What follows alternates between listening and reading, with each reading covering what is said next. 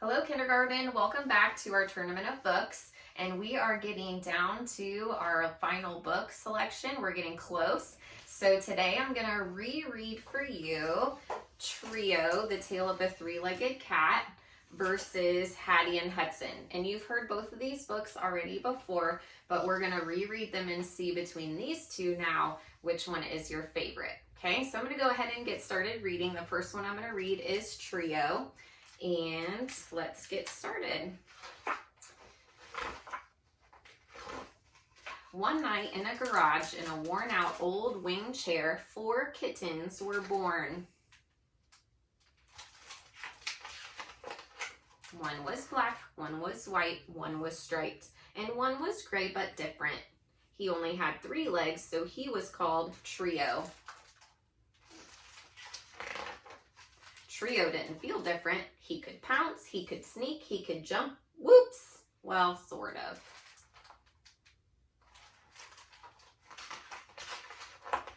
The kittens shared the garage with 11 chickens. The chickens didn't altogether approve of the kittens' activities, especially Trio's. On fine days, the chickens were let out in the garden to roam. Trio followed at a safe distance. Chickens could be testy. Trio liked to do whatever the chickens did. The chickens dug holes and took dust baths. So did Trio. The chickens scratched for bugs and ate them. So did Trio. Yuck. The chickens did one thing that Trio could not do, no matter how hard he tried. They laid eggs.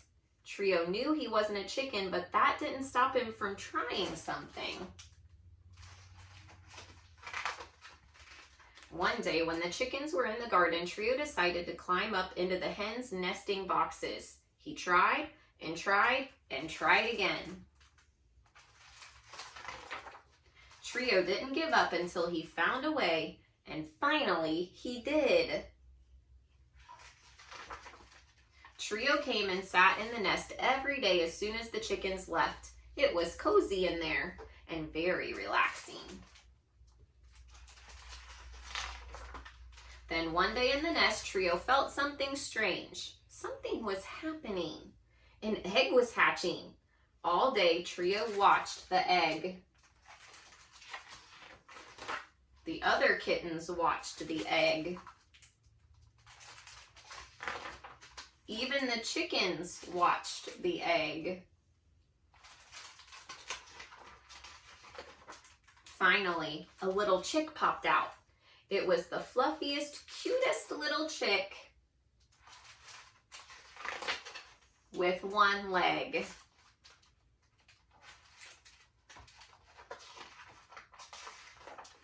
Trio thought she was beautiful and named her Uno. And from that day forward, they were always together. The end. And then remember at the back, they have the real picture of the real cat named Trio that this book was based off of. All right, so that was Trio. Now let's read Hattie and Hudson again. All right, Hattie and Hudson. Hattie McFadden loved to explore. Every morning after breakfast, she'd grab her life jacket, wave goodbye to her parents, and paddle out in the canoe to see what she could see. Hattie discovered all kinds of things out on the lake. She watched as a beaver tugged an alder branch slowly through the water. Above, 2 bald eagles circled round and round on wings, broad and flat, and over in the cove, a family of turtles with shiny black shells basked in the warm summer sun. Hattie was so happy she started singing. When the sun is up and the day is new and the birds are a-singing in the sky, that's when you'll find me in my little canoe, paddle just a-paddling by. She had no idea she was being heard. Down at the bottom of the lake in a cave dark and deep, there lived a mysterious creature. He was enormous but elusive. He never ventured up to the surface. He spent his days down below, all alone and out of sight.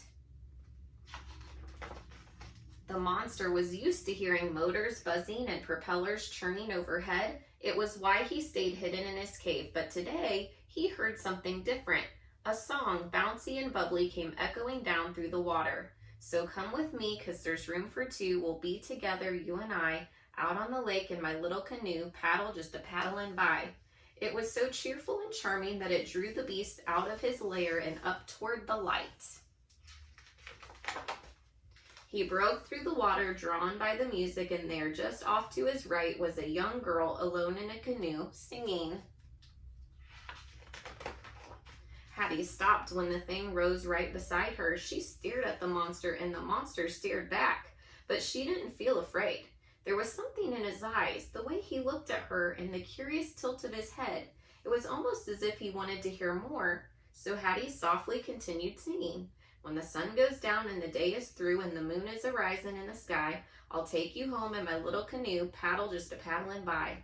And as she sang the last note, Hattie was astounded when the giant joined in, harmonizing with a low rumble. Then someone screamed. People pointed, people fainted, motors roared as boats fled in a frenzy.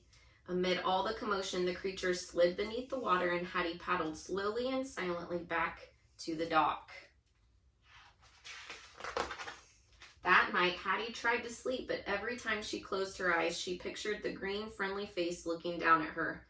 She wondered if she'd ever see him again. She decided she had to find out. At the bottom of the lake, the girl's sweet song played over and over in the monster's head. He wondered if he'd ever see her again. He decided he had to find out. Hattie paddled the canoe quietly through the darkness. She stopped, waited, and looked down into the rippling water. Suddenly, a massive black shape emerged from the depths. Two glowing eyes grew brighter and brighter as the shape drew closer and closer. Slowly, the gigantic head emerged from the water. It glistened in the moonlight. For a moment or two, the monster and the girl simply stared at each other. Then Hattie broke the silence. "Hi, I'm Hattie," she said, "the girl you met this morning. I was really hoping I'd see you again." What's your name?" The monster cocked his head. "You do have a name, don't you?" The monster raised his eyebrows and cocked his head even more. Maybe you don't," Hattie said. "Well, you kind of remind me of my uncle's dog, Hudson. Maybe I should call you Hudson. Do you like that name, Hudson?" The monster slowly smiled. "Good, I like it too," she said. "It fits you. Hello, Hudson." And just like that, they became fast friends. The little girl and the huge monster splashed and played in the silvery moonlight until Hattie realized it was time to head home. As she climbed into the canoe, she turned around, smiling, and said, "Hey, Hudson, let's meet again tomorrow night, okay?" Hudson nodded eagerly and smiled back. The next afternoon, there was a meeting at the town hall. Everyone was yelling, suggesting ways to get rid of what they called the deadly beast. If only they knew him, Hattie thought. She tried to say something, but she was interrupted. She tried again, but no one heard her. She tried several times to speak. Finally, she gave up. When the meeting was over, Hattie walked home with her dad. She felt a little sick. Hattie snuck out again that night to be with Hudson, but when they met, she didn't feel much like playing. "The townspeople saw you yesterday," she explained. "Everybody thinks you're dangerous. Tomorrow, they're coming to catch you and take you away. I don't know where to, but we can't let this happen. We need a plan." Hattie was deep in thought when Hudson abruptly nudged the canoe with his nose, nearly knocking it over. "Hey!" barked Hattie. Hudson did it again. "What in the world?" Once again, he bumped the boat. Then he looked at her and smiled brightly. "Wait a second, I think I know what you're doing," said Hattie. Then she added, "And this could work. This could definitely work. Hudson, you're a genius." At the break of dawn, Hattie paddled her canoe over to the town landing. The men were already gathered, loading their boats with radars, ropes, and netting. Hattie started to feel sick again, but she had to stay focused. She had to stick to the plan. She had to save her new friend. So she paddled her canoe away from the shore and to the center of the lake. Then she waited. Now it was Hudson's turn. He swam up to Hattie. He carefully bumped the bottom of the canoe. It flipped over easily, tossing Hattie as planned into the water. Hattie flailed her arms. She splashed the water. She pretended to be in serious peril, which means danger. The men on the landing sprang into action. "Hang on," someone hollered. "We're on our way." The The boats were coming quickly, but Hattie waited and waited until they were in perfect position. Then she signaled to Hudson. And there's what happens. The people stared in complete stunned silence as Hudson slowly swam past. When he reached the landing, he gently lowered his head so Hattie could slide off.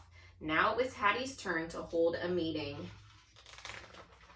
"This is Hudson," she said bravely. "He's a friend of mine. I know you think he's scary and mean and dangerous, but he's actually very friendly. He won't hurt you, I promise. This lake is his home, and I think he deserves to stay.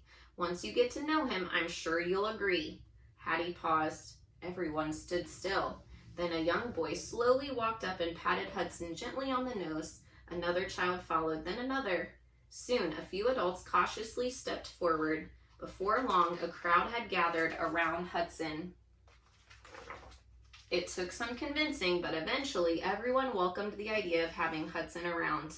He even became something of an attraction. People traveled from far and wide to spend time with the famous friendly monster. But when the sun went down and the visitors left for Hattie and Hudson, everything was just as it had been since the beginning. And every night they met in the same place, played the same games, and splashed and frolicked under the big silver summer moon. And that is the end. All right, boys and girls, so go ahead and comment below. Do you like Trio the best, or do you like Hattie and Hudson the best? And I want you to tell us why. Thanks for listening.